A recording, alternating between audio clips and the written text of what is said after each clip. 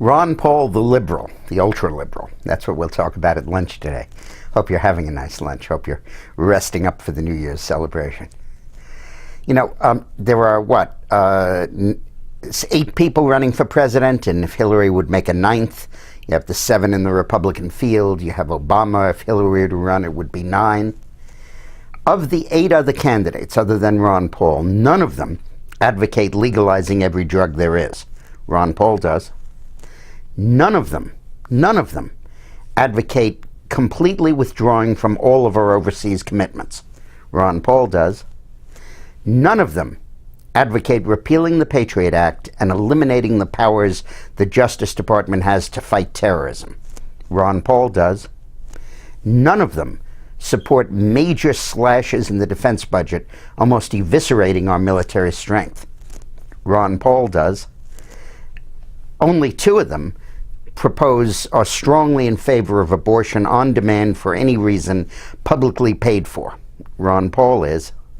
So you're talking about a candidate who is incredibly so far to the left that he's unrecognizable in a Republican primary.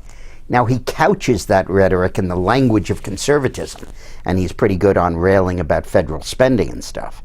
But he is the most radical liberal candidate running. And then he has this crazy idea about returning to the gold standard. You know, it's perfectly true that the Federal Reserve Board under Obama has abused its mandate to print money outrageously. They've almost tripled the money supply, and we're going to eat every dollar of that in inflation once this economy begins to really recover.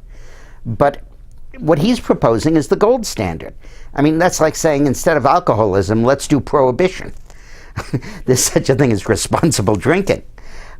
If you go to the gold standard, literally, we will not be able to launch enterprises in the United States because there won't be enough capital because some bozo in South Africa hasn't discovered enough gold that week. I mean, our entire economy would be hostage based on the success in locating a certain metal that's mined mainly in Russia and South Africa. Are you kidding me? We abandoned the gold standard in the 1930s because it was deepening the Depression. That's something to get back into. So Ron Paul is just an absolute nightmare. And, you know, I'm a New Yorker, and I look at those 2 places where those World Trade Center towers used to be, and I worry about them, almost like you have 2 molars in the back of your mouth missing, and your tongue always goes to them, and there are no teeth there. Don't elect this guy. Don't nominate him. Don't win the Iowa primary. If you have any friends in Iowa, please let them listen to this video. This guy is absolutely beyond the pale. So thanks very much for watching. Have a nice lunch, and I'll see you tomorrow. Thanks.